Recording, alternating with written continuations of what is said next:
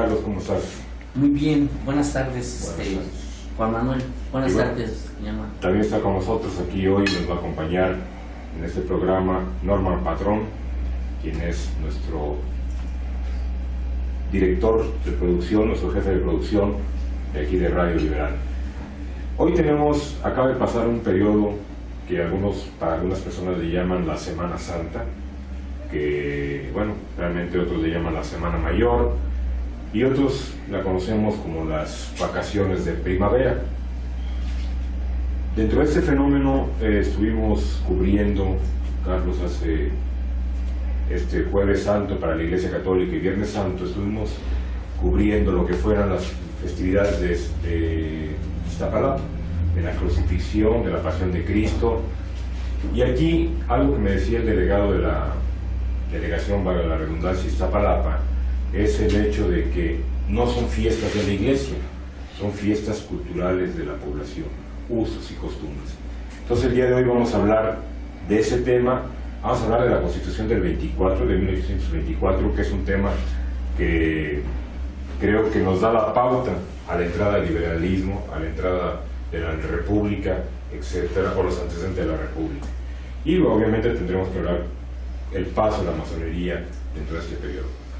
Carlos, ¿cómo es que las festividades de la Pasión de Cristo aparecen en México y principalmente en Iztapalapa? Bueno, ya se celebraban desde la época de la colonia, pero a partir de 1833-34, como consecuencia de unas modificaciones legales y jurídicas que emitió Valentín Gómez Farías como vicepresidente y al frente de la presidencia de la República, porque Santana dejó el poder para ir a combatir.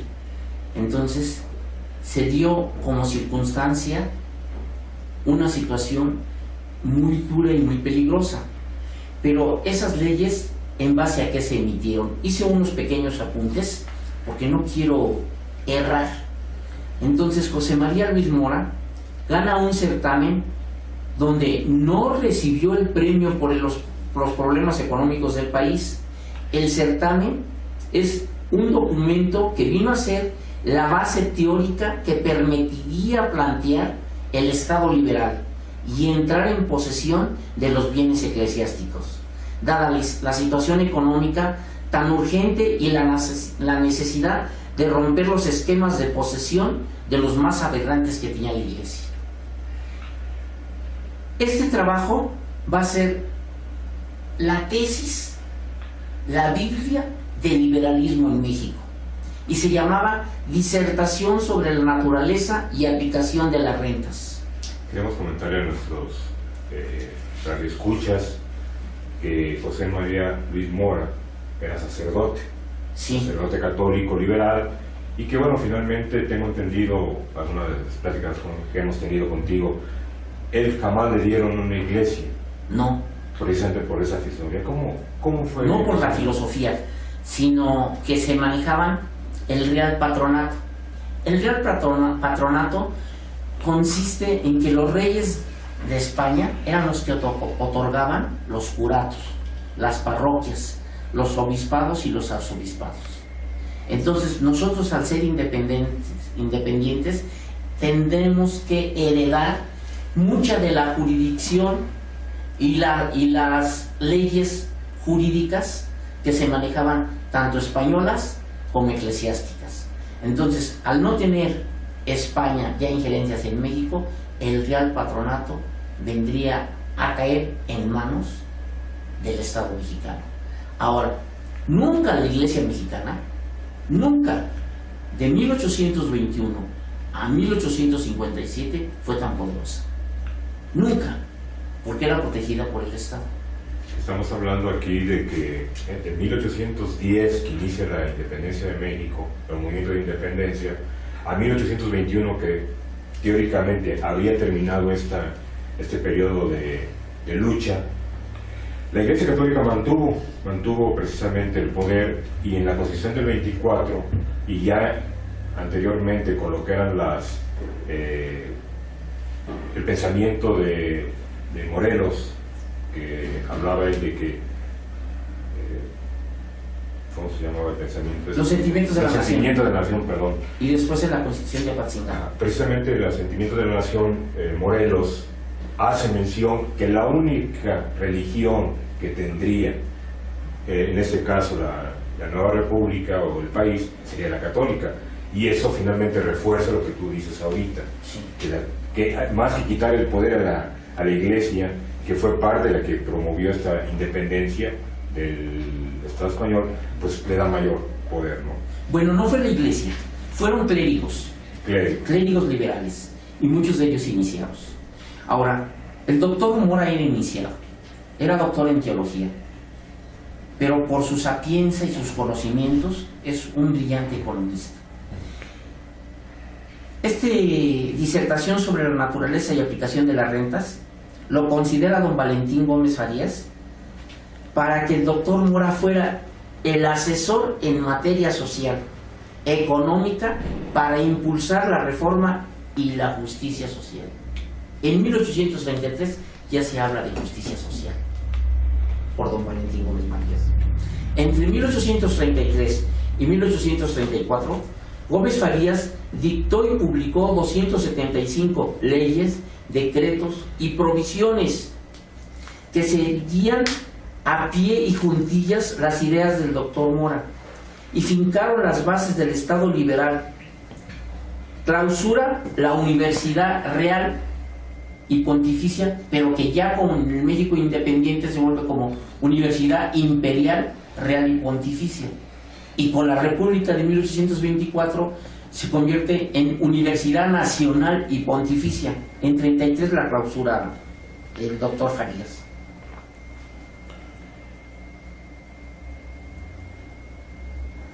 Y previsión de curatos, lo que hablábamos. El Estado dice, yo soy el Estado mexicano. La iglesia es una iglesia del Estado. Entonces yo soy el previsor y yo voy a repartir los curatos. Yo voy a nombrar, porque el Estado les pagaba. El Estado les pagaba un sueldo a cada cura, a cada obispo, a cada arzobispo y a cada canónigo. Quisiera regresar a ese punto. Estás diciendo que el para Estado ejercer mexicano el Real Patronato. empezó a nombrar a los curas. No, esa fue la idea de don Valentín. Ok. Esa fue la idea. Siempre se peleó desde... Entonces quería ejercer el Real Patronato porque nosotros éramos herederos de lo que se le había otorgado a los reyes de España. A esto dan resistencia los obispos y los canónigos, y además los destierran, lo que generó la alarma popular. El Congreso solo discutió la desamortización de bienes eclesiásticas y Santana aprueba las reformas. Las aprueba porque él era el presidente, pero él estaba combatiendo el grito de religión y fueros. Santana era yorquino, Gómez Farías pertenecía al grupo de los independentistas del rito nacional mexicano, y el doctor Mora es recibido y reconocido en el rito nacional mexicano. Entonces ya empieza a darse una amalgama entre las logias masónicas. ¿Por qué? Porque no había partidos. Entonces las logias masónicas interactuaban como partidos políticos. Había 4 ritos: el escocés, que el gran maestre de la orden era el general Nicolás Bravo; el rito de York, o el antiguo gremio, que el gran maestre era el general Vicente Guerrero. Ahí lo mataron en Cuilapa, en 29. El rito nacional mexicano, y también se fundó otro que ese era, pero como Carbonario, era tremendo: muerte al español, libertad al indio. Era la gran legión del Águila Negra, y el gran maestre era el general Guadalupe Victoria. Todos ellos masones, ¿me entiendes? Pero se da una ley en octubre de 1820, el 5 de octubre de 1828, donde los escoceses tienen mayor poder en la Cámara de Diputados y emiten una ley contra las sociedades secretas. No, eso no, los del rito nacional mexicano no se retiran, Ellos siguen trabajando a discreción, por eso Valentín Gómez Farías se declara como independentista. De hecho se dice que previo, bueno, tanto a la independencia, pero más previo a la reforma, las guerras que había en México era realmente un pleito entre masones, ¿no? Entre Sí. el rito escocés y el rito nacional mexicano. Sí, porque muchos realistas que eran del rito escocés, que se hicieron en 1814 por los españoles cuando llegaron, entre ellos Cornu, entonces buscaron un sucesor y ponen, ya no puede haber imperio, se acaba Iturbide, pero van a conservar esa idea de un estado centralista como se manejaba en el virreinato. Entonces buscan al general Bravo, Nicolás Bravo, y él es el gran maestro de la orden de el rito escocés. Entonces parece mentira, pero tienen que interactuar las logias masónicas. En la acta de independencia no aparece ninguno de estos generales, pero sí aparecen grupo de los Guadalupes. Después te doy el nombre para no caer en error. Ahora, en 1824 se generan 19 estados, 4 territorios, un distrito federal. El sistema electoral en el siglo XIX sería indirecto. Tú votabas, pero había un elector, y ese elector ya después emitía su votación, y lo hacían en la Cámara de Diputados. Sería algo así como una votación grupal. ¿Cómo es en Estados Unidos? O sea, se juntan varios, Sí. votan por alguien y dan el voto. Exacto, tú eres el elector y representas determinada cantidad de electores. Había 30 ciudades, 100 villas, el Distrito Federal tenía 200,000 habitantes, Puebla tenía 68,000, Guanajuato tenía 41,000 y la ciudad de Taos, en el norte, tenía 9,000. Ve la diferencia que hay de población, todo estaba en el centro. Ahora, teníamos 6,500,000 habitantes, era muy heterogénea la población. 1,000,000 era de criollos. La República del 24 y el Imperio es una república criolla. Los criollos, los que lucharon en la independencia, lograron la República y el Imperio, pero fue una república criolla. Pero en el artículo 3 de la Constitución del 24 es una declaración de guerra contra los Estados Unidos. Ahorita lo vamos a ver. De hecho, vamos a ir a un corte. Vámonos con esta frase que decías que tenían esas logias del Águila Negra, que Muerte al decían español, viva Muerte. el indio. y vida al indio. Sí. Nos vamos a un corte con esto de muerte al español y vida al indio y regresamos con la Constitución de 1824. ¿Qué es? ¿Cómo funciona? ¿Qué hay dentro de esa Carta Magna? Regresamos.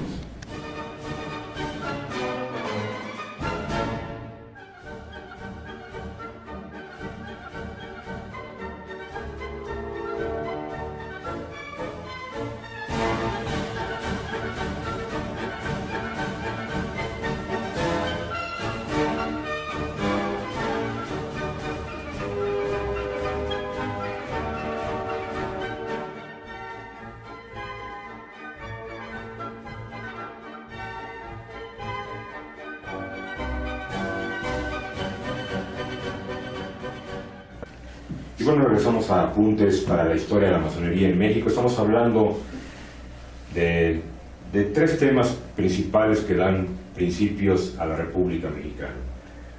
Antecedentes desde el punto de vista eclesiástico, cómo es la Iglesia. ¿Por qué? Vamos a entrar en ese tema más adelante. ¿Por qué se dan las fiestas o las peregrinaciones o las manifestaciones o recuerdos a la Pasión de Cristo?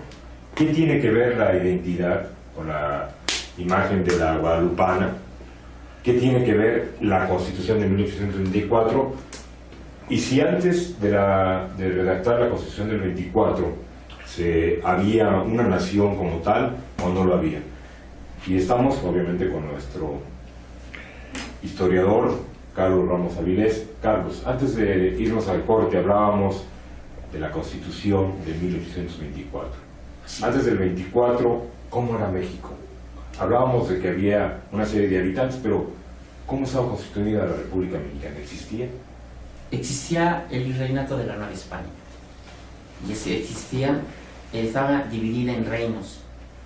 Era el reino de México, que era muy grande, era el más rico, casi le falta, con la excepción de Veracruz, pero llegaba de Acapulco a Toluca y formaban los estados de que es el Distrito Federal, el Estado de México, el Estado de Hidalgo, el Estado de Querétaro, el Estado de Morelos y el Estado de Guerrero. Eso era el Reino de México. Estaba el Reino de Nueva Galicia, que eran Colima, Jalisco, Zacatecas y Aguascalientes. Estaba Nueva Vizcaya, que estaba todos los reinos de España, se van a reproducir, la mayoría, en México. Estaba el Reino de León, por eso es el Estado de Nuevo León, el Reino de León. Nueva Santander, que es Tamaulipas. Valladolid pertenecía a Guadalajara y al reino a la intendencia de Michoacán. No recuerdo si era intendencia, voy a creer un error, pero voy a consultarlo bien. Entonces se dan, pero se empiezan a dar una especie de diputaciones por la Constitución de Cádiz. Entonces, al darse las diputaciones, cada una de esas diputaciones se van a convertir en estados. Los 19 estados van a ser diputaciones provinciales que antes de estar la República Federal ya están las diputaciones provinciales. ¿Qué pasa con todavía para esa época había, no le quiero llamar remanentes, pero no encuentro la palabra, aztecas, huicholes, mayas, y todos ellos de alguna manera eran pequeñas naciones dentro de... No eran grandes naciones. ¿O grandes naciones? Eran grandes naciones. Eran grandes naciones. Los aztecas, ellos mismos causaron la caída de su imperio, por una razón, porque causaron envidia y sojuzgaron. Fueron los últimos de las tribus nahuatlacas en llegar al Valle de México y nunca se imaginaron, los tepanecas de Azcapotzalco, que de un pedacito que les dieron en el lago, el islote, iban a crear una ciudad y los iban a sojuzgar a todo el mundo, con excepción de los michoacanos, de los purépechas. Nicaragua quiere decir hasta aquí nomás los nahuas.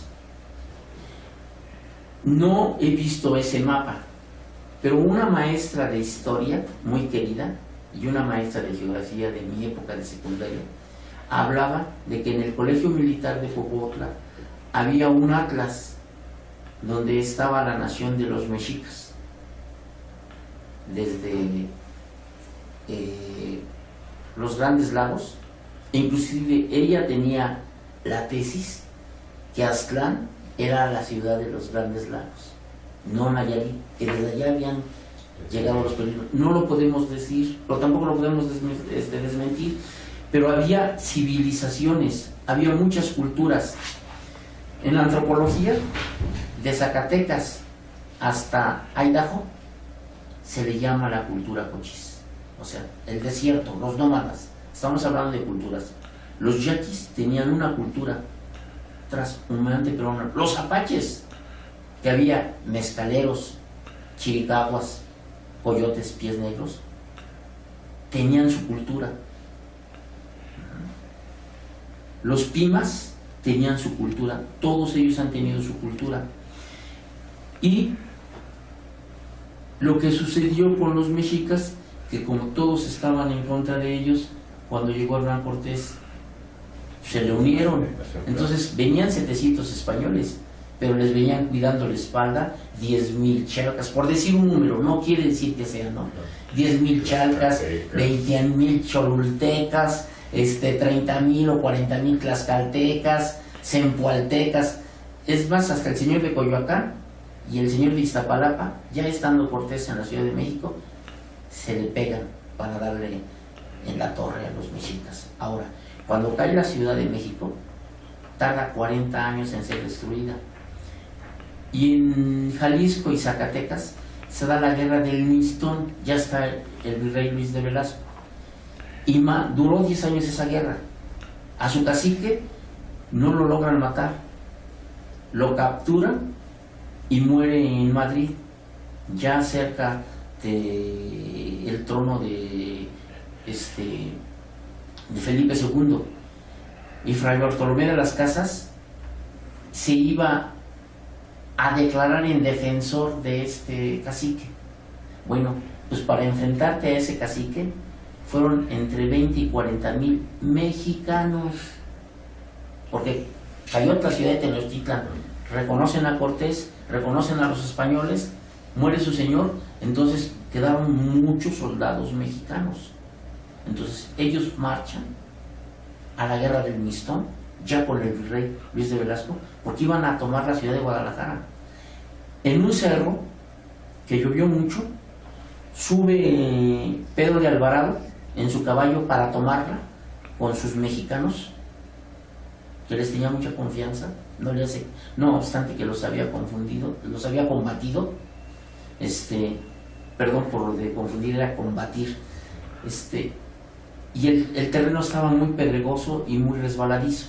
Su caballo se resbala, le cae encima y a consecuencia de las fracturas muere. Ahí muere Pedro de Alvarado. Entonces, todos los pueblos fueron sometidos uno a uno, menos las tribus del norte. Los que los fueron a someter fueron los jesuitas. Los jesuitas con sus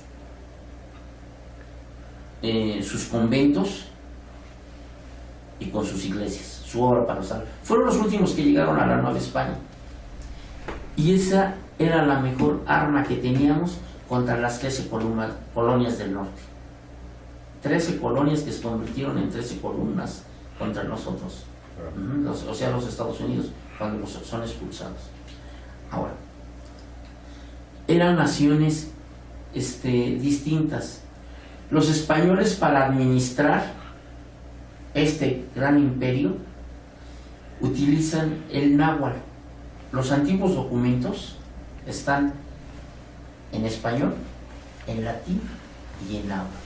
Por eso es que muchas palabras son nahuatlanas. Bonampak no es una palabra, no, Bonampak sí es palabra maya. Palenque no es una palabra maya. Palenque quiere decir palizada, pero es una palabra náhuatl. Y encontramos muchas ciudades que se repiten a lo largo del país. Otros que acompañaron siempre a los españoles en sus conquistas y los tenían en calidad de primos fueron los tlaxcaltecas. Por eso, en el norte del país, Monterrey, Coahuila, Saltillo, pues ¿quién les enseñó a hacer los zarapes de Saltillo? Los tlaxcaltecas. Los zarapes de Juan Chautenton de Tlaxcala se reproducen en Saltillo, pero fueron los tlaxcaltecas. Las iglesias, los cristos de Carrizo y los bailes de los matachines son producidos por los tlaxcaltecas. La organización se utiliza, la antigua organización mexica, y muchos de los caciques pasan a ser los que dirigen las repúblicas de los indios, porque la Nueva España se divide en repúblicas de indios y en repúblicas de españoles, pero muchos caciques son sobre todo mexicanos. O sea, que eran indígenas. Sí. Es más, los descendientes de Moctezuma, los condes y duques de Moctezuma, así se llama la casa real. Si tú los ves, pues para nada hablan mexicano, pero reciben un sueldo de por vida porque están en Madrid. Y ellos siempre han añorado y han peleado y dicen que se acabarían los problemas de México y que se dejaría de ganar guerras injustas y de perder millones de dineros en elecciones si les regresaban a ellos la corona del Imperio Mexicano. O sea, todavía hay gente quien suspira por el llegar a reinar el Imperio Mexicano. Ahora, la población era muy diversa. Para 1821 a 1833, que no varió mucho la población, había, como habíamos dicho en el corte anterior, 6.500.000 habitantes, 1 millón de criollos, 30.000 españoles, 3.500.000 indígenas, 1.500.000 de mestizos y castas. A lo largo de 1821 a 1857, los mestizos le van a dar la vuelta. Y en 1857 concluye la República Criolla. La Constitución de 1824, ahorita la vamos a hablar. Para esta fecha, perdón, ¿la República Mexicana todavía tenía Texas? Sí. Para esto. Sí. O sea, por eso hacías mención de las tribus del norte, ¿no? Y de la ciudad de Taos, que nada más tenía 9.000 habitantes. Ahora, el 60% vivía, vamos a utilizar el peso que es el que manejamos actualmente. El 68%, no el 60%, el 68% de la población vivía con 50 pesos anuales. Aunque eran 50 pesos oro. Entonces, 2 centenarios, es un centenario. Un centenario. Lo de un centenario, con eso vivía al año. El 22% vivía entre 50 y 300 pesos anuales. Y el 10%, con una riqueza impresionante, entre ese 10% están el alto clero. Claro. De hecho, no hay que olvidar que en esa época las comunidades indígenas se regían por usos y costumbres, sí. Y uno de ellos era de que la alimentación, la cosecha, el reparto de la comida era comunal. Entonces, sí. Eso hacía que ellos no tuvieran que gastar en cosas suntuosas, por decir, o suntuarias, de ese tiempo. No, sí gastaban. Sí, pero me refiero a que eso es, digo, estoy elucubrando, tú nos dirás, que eso hacía que esos 50 pesos que se alcanzaran todo un año. No, pero tienen que pagar las fiestas parroquiales. Y las fiestas parroquiales, sencillamente, cuando Benito Juárez hace la desamortización con la ley Lerdo y aplica las leyes de reforma, había más de 480 fiestas religiosas al año. Entonces, ¿qué les quedaba? Porque tenían que, el pueblo era el que cubría las fiestas parroquiales, y además había un pleito a muerte de un pueblo a otro, porque querían tener, que nosotros queremos tener el corazón del santo o del beato fulano de tal, o la sangre encapsulada, o la espina. O sea, eso de el martirio lo hemos tenido mucho nosotros desde la época precortesiana, de que te abro, te saco el corazón y te hago pozole. Pozole era el alimento sagrado, ¿no? Entonces, eso lo hemos tenido. Ahora, esos 50 pesos eran básicamente, ¿cómo los ganaban ellos? ¿Les pagaba el gobierno? No. Entre las faenas que hacían. La mayoría, unos eran mineros, pero la mayoría estaba en el campo. Entonces manejaban. Ahora, ¿cuánto consideras que había de capital estancado para 1833? Pues supongo que cuando te refieres a estancado, estamos hablando de dinero. De dinero que se queda. De fortuna. Ocioso. Sí. Fortuna ociosa. Supongo que miles. 180 millones de pesos oro. Para esas fechas, ¿cuánto ya se había ido a Europa? Ya se había ido el capital, porque en la expulsión de los españoles, que se da en 27, 28 y 29, ellos se llevan su capital y sus conocimientos, y se fue. Pero había capital estancado que era de la iglesia. No estamos hablando el de las comunidades indígenas, que también era un capitalito. 7,5 millones de rentas anuales lo disfrutaban 10 obispos y 177 canónigos. 7,5 millones de oro. Estamos hablando de 187 personas contra 68%. Entonces, es más, si tú ves una pintura y un mapa de la Ciudad de México, es distinto. La ciudad como la conocemos es consecuencia de la Reforma y de estos movimientos, pero la Reforma empezó en 1833. Cuando el ejército canónico se refiere a uno quién, a toda la gente que estaba ligada a la iglesia. Los cánones es un alto jerarca. El ejército tenía 75,000 soldados y para 33, 35 se quedan en 30,000, 35,000 soldados. O sea, desertan. ¿Por qué? Porque no había quien les pagara. ¿Cuánto hacías tú de México a Veracruz o de Veracruz a México? 7 días. ¿Cuánto se hacía a Guadalajara? 13 días. ¿Cuánto se hacía a Nuevo México? 30 o más días. Y ya estaban las diligencias. Entonces, todo eso, la guerra de independencia y los distintos motines dieron como consecuencia venir para menos en el país. Ahora, en la Constitución de 1824,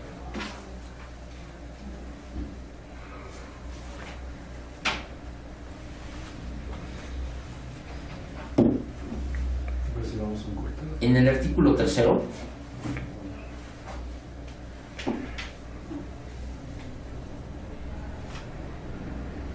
la religión de la nación mexicana será perpetuamente la católica.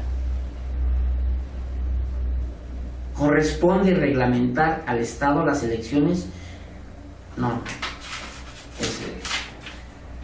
Artículo 3º. La religión de la nación mexicana es y será perpetuamente la católica, apostólica, romana.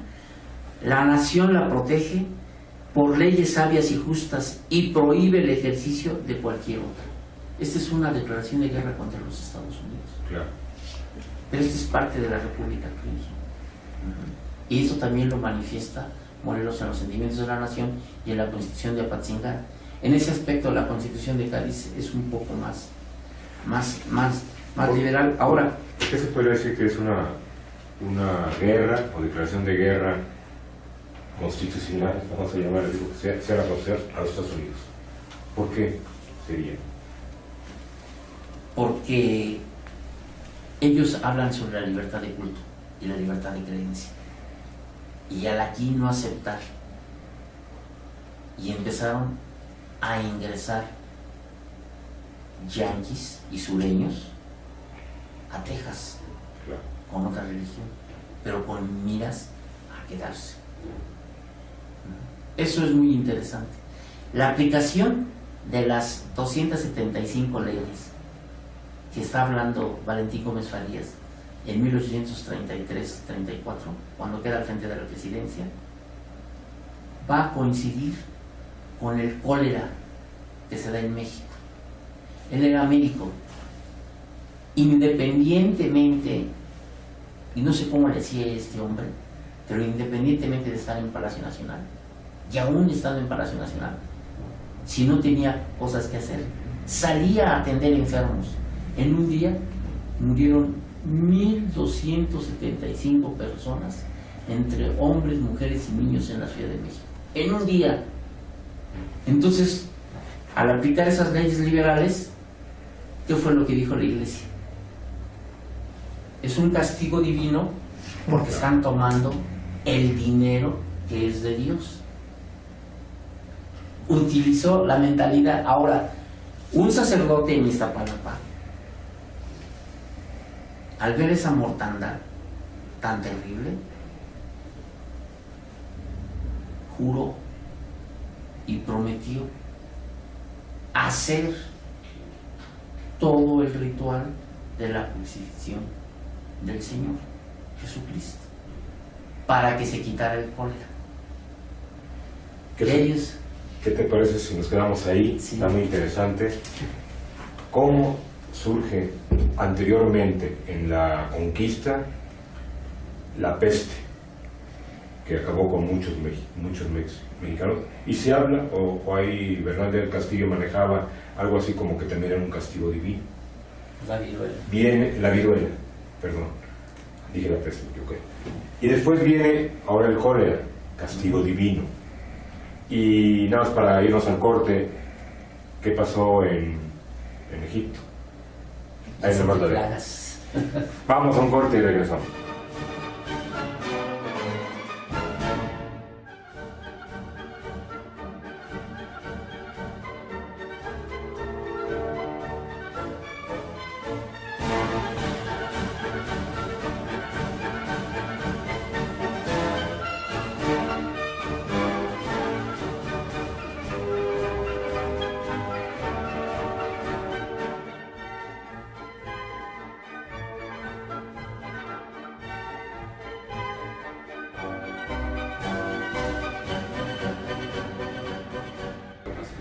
Regresamos aquí a Apuntes para la Historia de la Masonería en México y estamos hablando con un tema interesante que es, bueno, cómo surgen las fiestas de la famosa crucifixión o la Pasión de Cristo.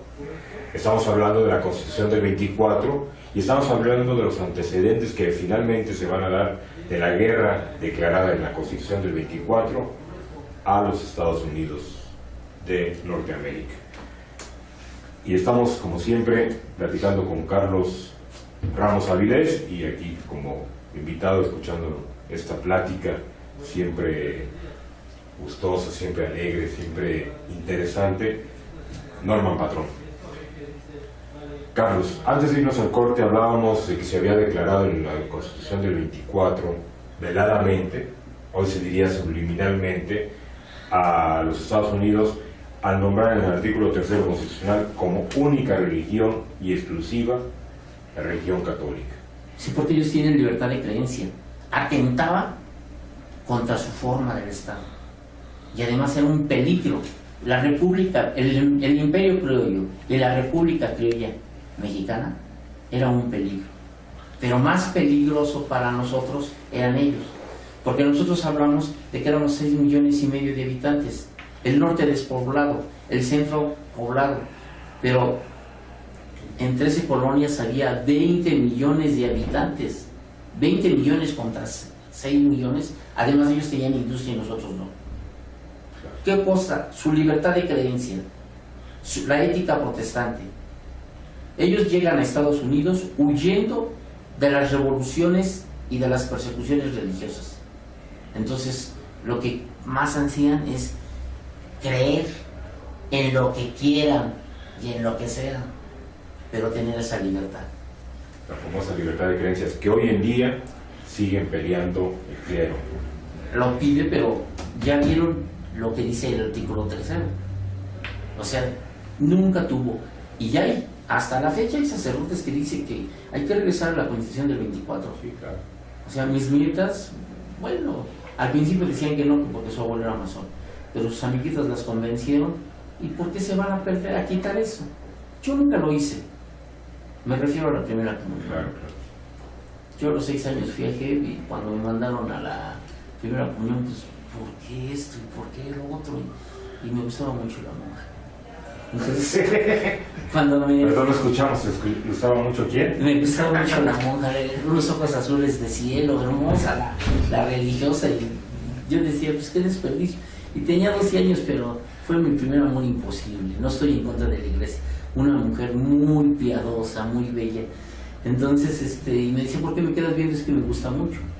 Y yo, cuando sea grande, me quisiera casar con una mujer como pues con eso ya no me volvieron a recibir en la doctrina. Pues qué bueno, ¿no? Me acordaste de los años que estuve en la escuela católica, quinto y sexto de primaria, porque era la educación religiosa en un tiempo fue muy buena. Las escuelas particulares fueron buenas. Y entonces, pero obviamente nos metía la religión, y recuerdo que íbamos a un concurso bíblico a Monterrey y posteriormente fuimos aquí a Tehuacán, Puebla. Iba yo con la Madre Consolación. Ahí no me gustaba la Madre Consolación, sino que le dije a la madre, yo quiero ser sacerdote Y me dijo, tú vas a andar persiguiendo monjas. Tú no tienes vocación. Bueno, y hablando de monjas, y hablando de vocación, y hablando de sacerdotes, comentabas antes del corte que un sacerdote es quien crea este mito, o esta costumbre, esa creencia, o esta creencia de la famosa pasión de Cristo. Sí, el sacerdote de Iztapalapa. Porque había cólera en México, una enfermedad de cólera muy fuerte. Causó grandes estragos en el país. Y no nada más se hace en Iztapalapa, se hace en Guanajuato, se hace en San Luis Potosí, se hace en Guadalajara, se hace en Morelia, en las principales ciudades y villas hacen eso y sacan a los santos patrones para sacar. Entonces podemos decir que propuso un sacerdote, pero los que ocasionaron fueron los masones. Fue Guadalupe, Valentín Gómez Farías y el doctor Mora, ¿no? El doctor por sus ideas, Valentín Gómez Farías por aplicarlas y hacer las leyes, y como consecuencia pues generaron lo que tú decías, las pestes de Egipto, ¿no? Entonces los acusaron. A Santana aceptó esas leyes. Santana fue masón. Un tiempo fue escocés cuando apoyó a Agustín de Iturbide. Cuando en el plan de Casamata lo desconoce, se hace yorquino. Y para la tercera presidencia pues hay varios candidatos y nadie lo llama a él, y él era el héroe de Tampico, y se presenta como candidato y se queda con la presidencia, él y como vicepresidente el doctor Gómez Farías. Pero se dan revueltas, él sale, el que le encantaba era combatir, ¿no? Que le rogaran, se hacía del rogar, pero a él le encantaban los caballos, los gallos, las muchachas y los combates. No ganaba algunas. Sí, con Napoleón Bonaparte, ¿no? Que No, pues, en lo bélico, ¿no? Se autodenominaba el Napoleón del desierto, y ahí lo derrotaron en el desierto de Texas, por eso se perdió. Pero a consecuencia de qué se da ese problema, bueno, del cólera, y que ve la revuelta tan fuerte de la iglesia, entonces Santana desconoce las mismas leyes que él había aprobado y dice, se desconoce, salvo una, el pago de diezmos para los hacendados, porque los hacendados pagaban mucho. Entonces los hacendados yo creo que le llegaron al precio. Bueno, puede ser, ¿no? Estamos lucubrando, pero es muy posible en esas cosas. Y además él era hacendado, entonces también le afectaban en su bolsillo. Entonces eso sí, dice, bueno, esto se queda. A consecuencia de eso, destituyen a Guadalupe. Hablo mucho de don Guadalupe Victoria, pero a Gómez Farías, y vuelve a la presidencia Santana. Se dan enfrentamientos, se dan levantamientos, llega el año de 1835 a 36, donde se van a batir una nueva ley, una nueva constitución, y durante más de un año, de 35 a 36, se dan las 7 leyes. En sí, las 7 leyes, mucha gente va a decir que no es cierto, pero a mí me fascinan los documentos, y las vamos a traer cuando se dé la oportunidad. Pero vamos a ver que el espíritu de las 7 leyes eran liberales, no así el estatuto jurídico. ¿Qué queremos decir con el estatuto jurídico? Bueno, desaparecen los estados, se respetan los 3 poderes, pero va a haber un cuarto poder, pero ese cuarto poder va a ser conservador. Entonces ahí Santana trata de hacer una balanza, y él dice, de este lado tengo los liberales, los avanzados, y de este lado los conservadores, pero además doy un país centralista. ¿Qué quiere decir un país centralista? No va a haber elecciones. El estatuto jurídico crea departamentos, no va a haber municipios, se crean cantones, y se crean juntas de notables en cada departamento y ellos van a dar una terna y desde el centro el jefe del poder va a decir quién es el gobernador. Entonces ese es el centralismo. ¿Qué se vendría siendo la historia del México del siglo XX prácticamente? Aunque era elección, desde el centro se designaba el gobernador. Exactamente. Decía el señor presidente. Bueno, ya hay algo, hay antecedentes jurídicos, Claro. ideológicos desde entonces, desde 35, 36. Entonces, al vigilar esto, 3 estados no van a estar de acuerdo. Zacatecas. Y había otros 2 estados que estaban juntos, Coahuila y Texas. Coahuila, a Zacatecas llega el ejército y cambia. Llega a Coahuila también, pero van a llegar a Texas. Texas todavía no se van a declarar como república. Inclusive en el Álamo va a estar la bandera tricolor, sin águila, verde, blanco y colorado, pero en lugar del águila va a tener 1824. Ellos peleaban la constitución del 24. ¿Por qué? Porque les convenía. Claro. Pero los tejanos fueron y actuaron de muy mala leche. Y uno de los que firmó la Constitución, que fue el vicepresidente de Texas, también fue masón, fue yorquino. Ahorita vamos a buscar su nombre. 3 fueron masones. ¿Quién era del grito de York? ¿Quién era del escocés? ¿Y quién era independiente? Que de hecho, cuando hablamos de tejanos, estamos todavía hablando de mexicanos. Sí. Tejanos mexicanos, no más tejanos por ser Texas.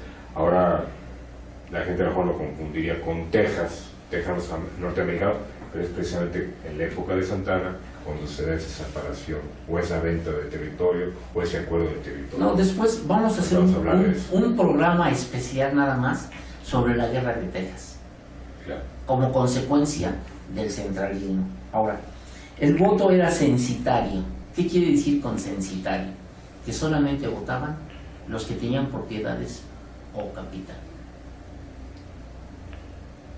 Tú podías ser ilustrado, eras bachiller, eras licenciado, o eras clérigo, pero había clérigos muy fregados, que no tenían nada, que se dedicaban a sus... Pero había clérigos que ganaban muy bien y tenían parroquias, ellos votaban. Además las elecciones se hacían en las parroquias, porque ahí estaba la lista, quién vive, qué trabaja, qué tiene. Entonces ahí se votaba. Esos eran los colegios, las casillas electorales. Como tú decías, en las iglesias está mucha o gran parte de la historia de México. La historia de México.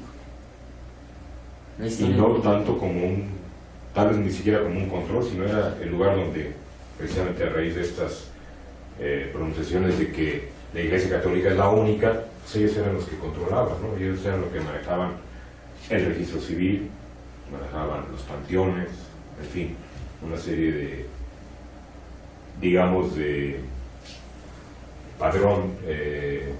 padrones de la nación, ¿no? Para esta fecha del 24 ya se nombraba a México como una república, ya se da como una república. Ya. Dice, consumada la independencia de México y vigente la Constitución gaditana, es que no hablamos de la Constitución de Cádiz, claro. Y la Constitución de Cádiz estuvo en México. En 1826 existían 22 diputaciones provinciales, lo que les decía. Chihuahua, Coahuila, Durango, Guadalajara, Guanajuato, México, Michoacán, Nuevo León, Nuevo México, Nuevo Santander, Oaxaca, Puebla, Querétaro, San Luis Potosí, Sinaloa, Sonora, Tabasco, Texas, Tlaxcala, Veracruz, Yucatán, Zacatecas. A ellas se agregarían ese mismo año Chiapas, separada de Guatemala, anexada al Imperio de Iturbide. Entonces, se advierte que antes de instalarse el Congreso Constituyente el 7 de noviembre de 1823, y la Constitución es jurada hasta octubre de 1824. Bueno, el acta constitutiva primero son las diputaciones y después es la República. La República nace el 30 de enero de 1824 en lo que es la Hemeroteca Nacional, que ahora está un museo. Ahí estaba el Congreso, ahí nace la República Mexicana como Estados Unidos Mexicanos. De hecho, la Hemeroteca Nacional hoy ya tampoco está ahí, está en la UNAM, ¿no? No, la hemeroteca, hay unas cosas que están en la UNAM, pero hay unas partes que ahí sigue. Pero en ese edificio, ahí nace. Ahora, el acta constitutiva, forma de gobierno y religión, división de poderes, poder legislativo, poder ejecutivo, poder judicial, gobierno particular de los estados, poder ejecutivo, poder judicial y prevenciones generales. Ahora, ¿quién uno firma esta acta? Lorenzo de Zavala. Lorenzo de Zavala es un masón que nace en Yucatán, es un abogado y también va a ser gobernador del Estado de México. Lorenzo de Zavala, en 1816, es procesado como masón y sentenciado al castillo de San Juan de Ulúa. Y se queja Abad Teipo de que dice que le manda una carta en 1815 al rey Fernando que están causando un gran mal la masonería en México y que la tienen que parar porque de lo contrario va a generar mucho perjuicio. Abad Teipo, estamos hablando de 1815, y San Juan de Ulúa estaba infestada de procesados masones, pero como llegan tropas españolas y entre las tropas españolas venían masones, entonces pues no se dan cuenta los virreyes que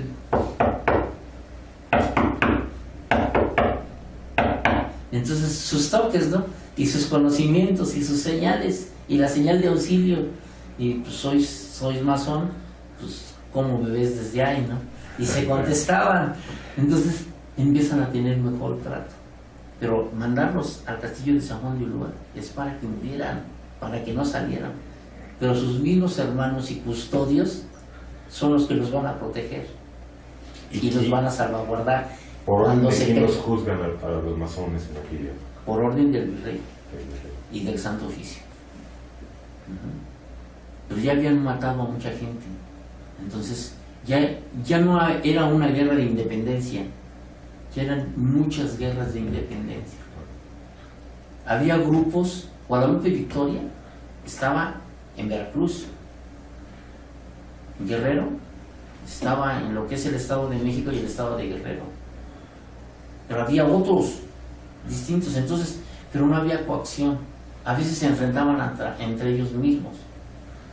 Por eso Mina no logró unificar. ¿Hace qué año se tuvo la Santa Inquisición en México? Estamos hablando ya de muy cercano hasta a 1821, cuando desaparece la Santa Inquisición, desaparece con la Constitución de Cádiz. La Constitución de Cádiz se jura el 15 de septiembre de 1812 en la Ciudad de México. Y cuando ve eso Morelos dice, no, tenemos que darle legalidad a nuestro movimiento. Y en septiembre, el 13 de septiembre de 1813, se hace la Constitución, el Congreso de Chilpancingo. Y en 1814 la Constitución de Pancingo. Pero no logra a tener efecto. La Constitución de Cádiz sí es aplicada. Calleja, cuando el rey Fernando desconoce la Constitución de Cádiz, entonces Calleja también dice, pues me conviene, la quito. Claro. Le dan un golpe de estado los liberales españoles, el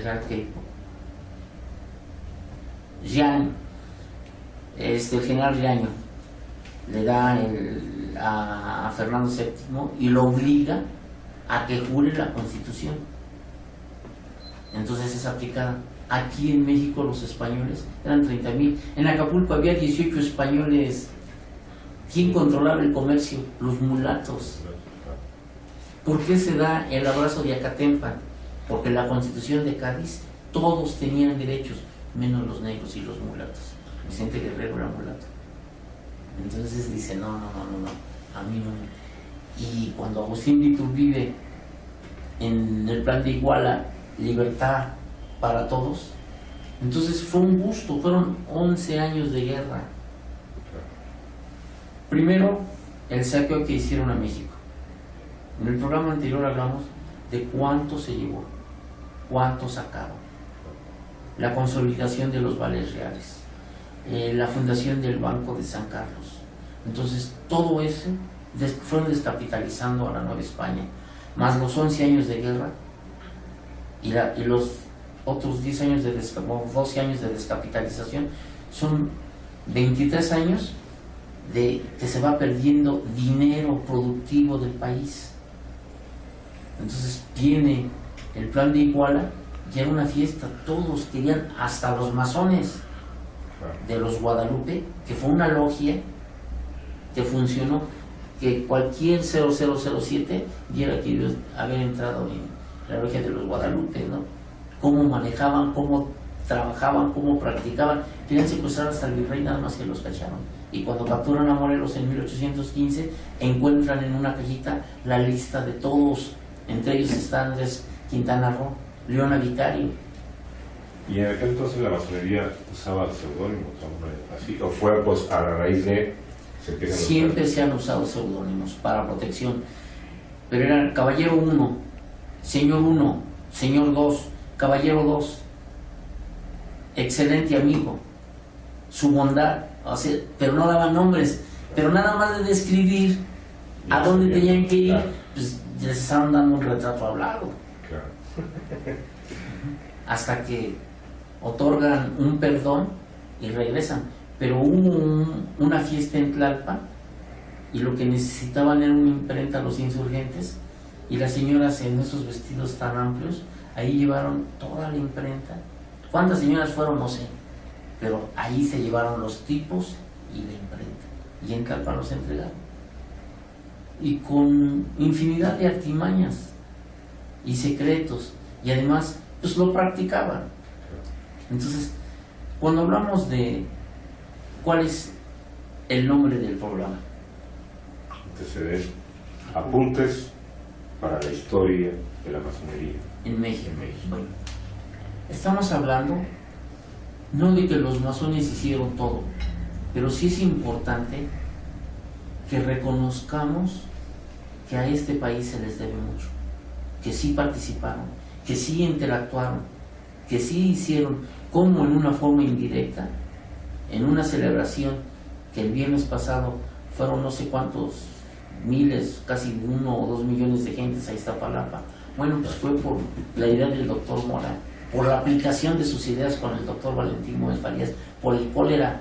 Entonces, pues empezaron a hacer que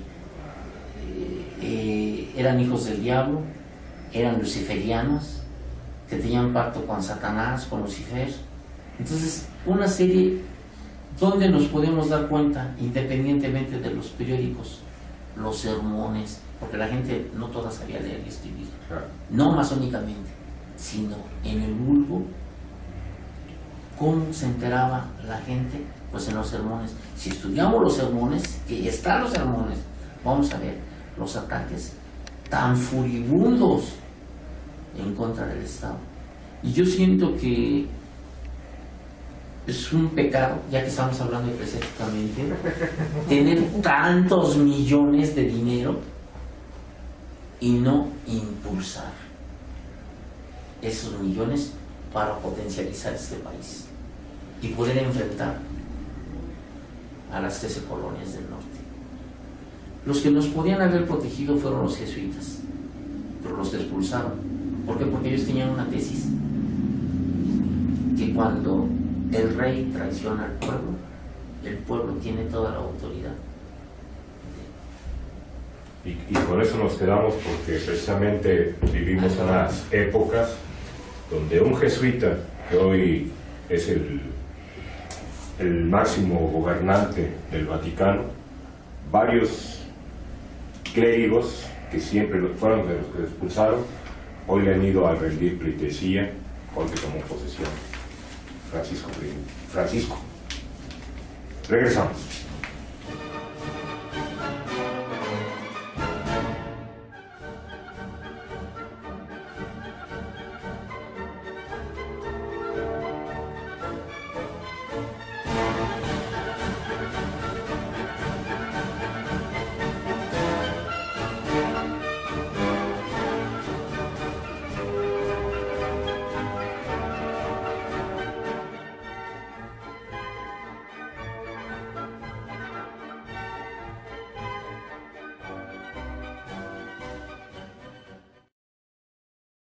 Y bueno, ya para finalizar por las conclusiones de este interesante programa Apuntes para la Historia de la Masonería en México, vamos a preguntarle a Carlos Ramos Avilés, titular de este programa.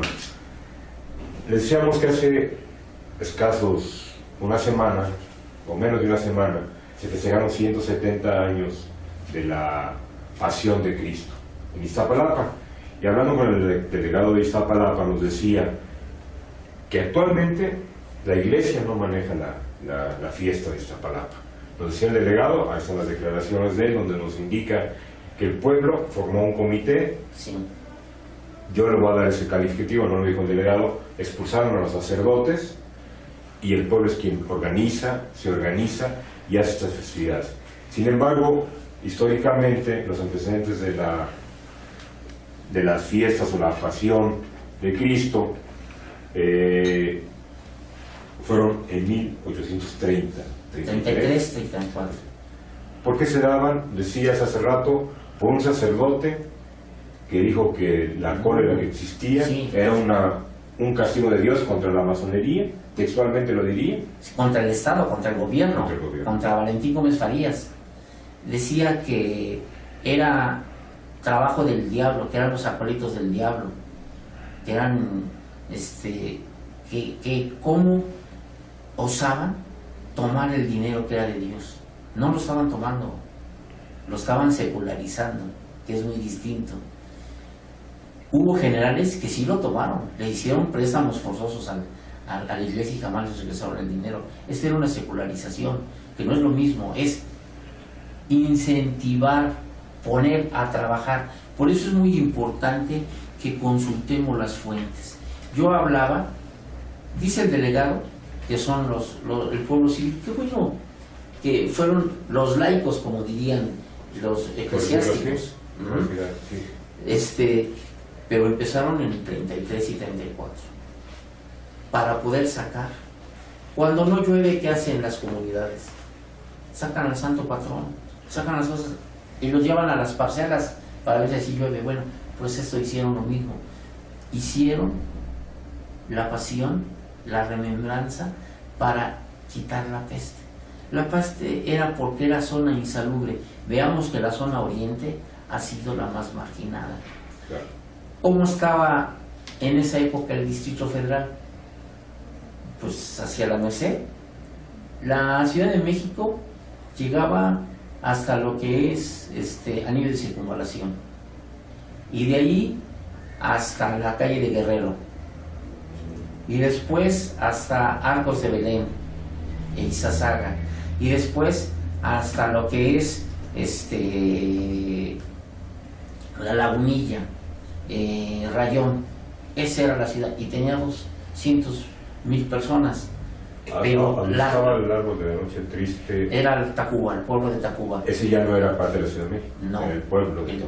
Eran pueblos. El pueblo de Guadalupe Hidalgo, la villa de Guadalupe, o sea, para tener determinada cantidad de habitantes, lo convertías en villa. Entonces, a consecuencia de la independencia, y como Hidalgo utilizó la Virgen de Guadalupe como estandarte, entonces pusieron Guadalupe Hidalgo.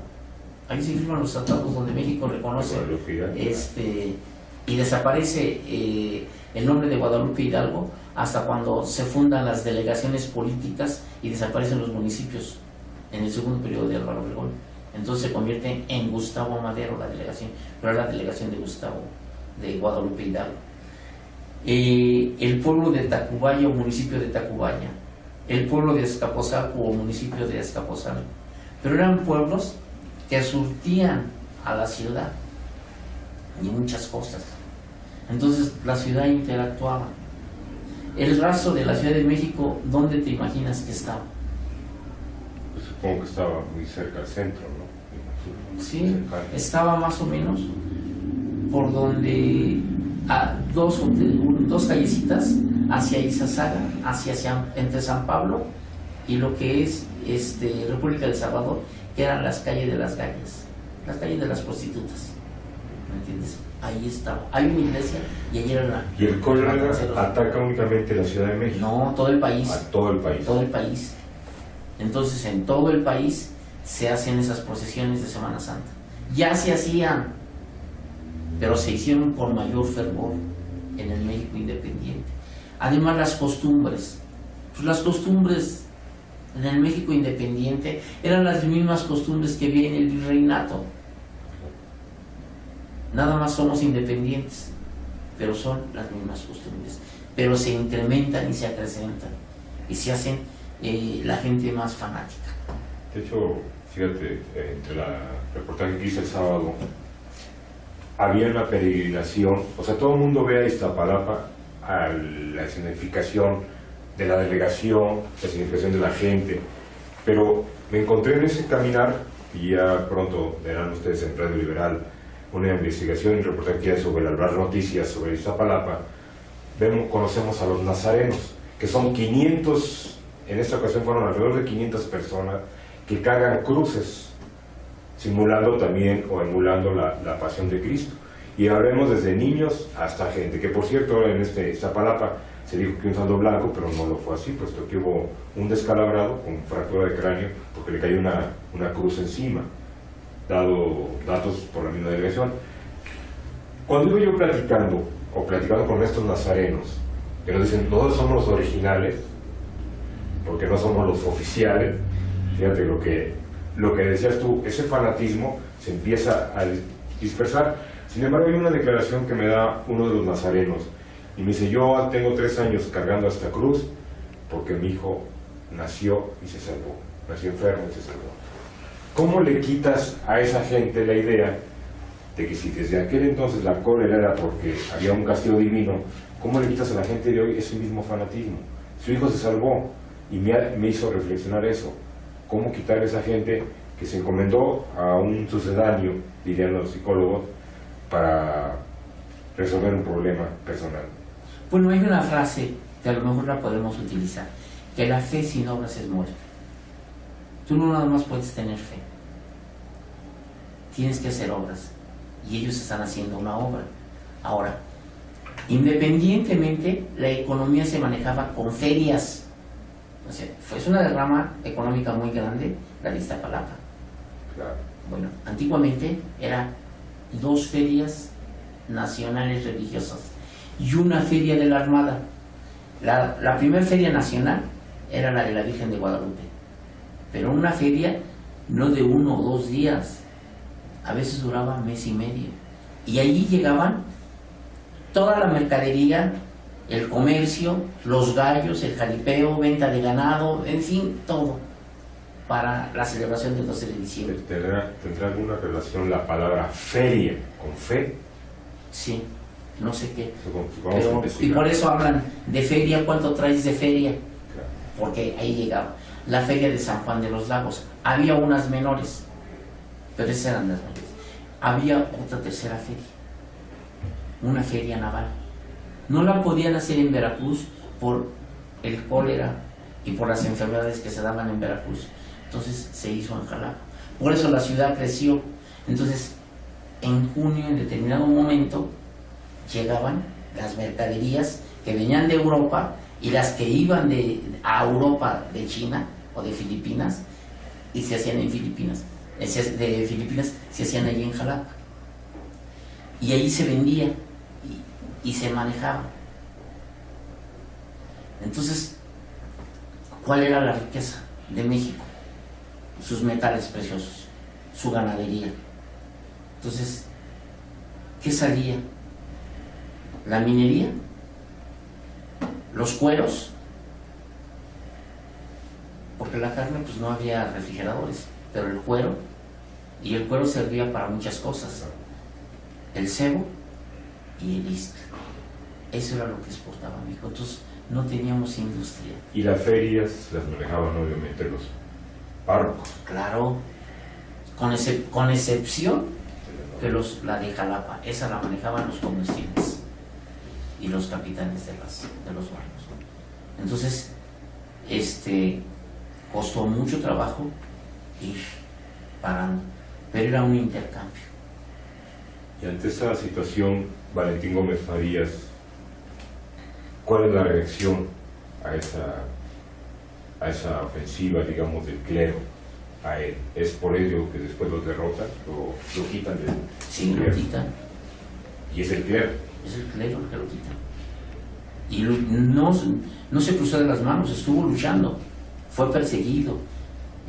A partir de 1836 desaparece la vicepresidencia. Ya no hay vicepresidencia hasta otra vez con Porfirio Díaz. Pero antes no hubo vicepresidente. Pues es interesante cómo seguimos hablando sin querer y sin haber y sin tener que hacer, dijera uno, la relación liberales, conservadores, clero, masonería, república, virreinato, república, imperio. ¿Sí? ¿Cómo ve Carlos Ramos Avilés esta situación de esa época, de la Constitución de los 24, a lo que vivimos en la época de hoy? ¿Cómo la dirías? ¿Se sigue conservando las mismas situaciones, las mismas costumbres? Yo leí unos diarios de debates, precisamente de la Constitución de cuando se crean las juntas provinciales, las diputaciones provinciales, y las comparé con los debates. Dije, bueno, nada más porque no había televisión, pero eran los mismos pleitos, se agarraban a sombrerazos, a bastonazos. Entonces no ha cambiado, hubo un control. No sé si fue bueno o fue malo, en su oportunidad lo discutiremos, cuando hubo un centralismo por un solo partido y que los otros eran satélites. De 1927 a 1998, 2000, porque en 98 se perdió, 98, 97, es de 97, cuando Cedillo ya no tuvo el control de la Cámara. De hecho, ahorita viene a colación lo que dices del centralismo y del control.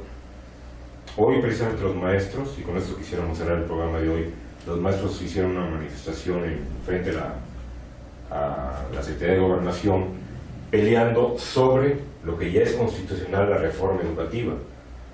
Y ellos insisten, tanto en Guerrero como en Oaxaca principalmente, derogar esta nueva ley educativa, de la reforma educativa. Sin embargo, ayer decía el presidente Enrique Peña Nieto, es una acción constitucional y no puede regirse nada más en un pedazo y en otro territorio, ¿no? Que sería el caso de Guerrero y Oaxaca. Creo que es finalmente lo mismo, ¿no? Creo que, hablado de ese centralismo, ¿en qué momento el gobierno tiene que tomar ya la batuta para que no nos pase lo que nos pasó con el gobierno de los conservadores, ¿no? De la reacción 12 años? Que cuando se levantaba el pueblo o decía algo, inmediatamente echaban pasos para atrás. Ahorita, ese centralismo que hablabas de gobiernos, que ya hablaremos, decías bien, hablamos si era bueno o no el centralismo, pero hay veces que hay que actuar centralistamente o republicanamente, pero hay que actuar, porque si no, dicen que no puede ser una república federal o una república centralista. Sí, claro. Un ejemplo de república centralista es Venezuela, Colombia sobre todo. Colombia es centralista. Nosotros somos una república federal. Quiere decir que el pacto federal es un pacto donde los estados, a partir de 24, se conjugan y todos quieren estar en un común acuerdo. Y por eso es Estado libre y soberano. Estado libre y soberano de Michoacán, Estado libre y soberano de México, Estado libre y soberano de Jalisco. Y precisamente había un sacerdote que era sacerdote y abogado. Él no quería que se llamara México, sino que fuera República de la Náhuatl. En víspera, porque fueran entre las discusiones que se dieron. Y fue diputado por Jalisco. Y él metió su tesis para el 24. Y aquí dice: Constitución de los Estados Unidos Mexicanos, régimen constitucional 1824. Entonces, desde 1824 son Estados Unidos Mexicanos. Sí. Y ahora lo que agregaría es constitución política, ¿no? Sí. De los Estados Unidos Mexicanos. En el 24 no existía la palabra política. No, era así, Constitución de los Estados Unidos Mexicanos. Pues Carlos Ramos Avilés, te agradezco esta serie de conocimientos que nos traes, que nos remontas al pasado y nos traes al presente. Bueno, estas son mis lecturas. Podré estar no de acuerdo con mucha gente, o mucha gente no va a estar de acuerdo conmigo, pero no importa. Estas son las lecturas que yo tengo. Nada más que yo las saco sobre documentos, facsímiles, archivos. Me gustan las fuentes de primera mano. Una fuente de segunda mano muchas veces es un libro, porque ya es el autor el que le pone su interpretación y se basa en otra fuente, ¿no? Pues finalmente el mensaje para los que no estén de acuerdo, diríamos la frase de Voltaire, ¿no? No estaremos de acuerdo con tus ideas, pero daré la vida por tu derecho a decirlas. Norma Patrón, muchas gracias. Carlos Ramos, muchas gracias.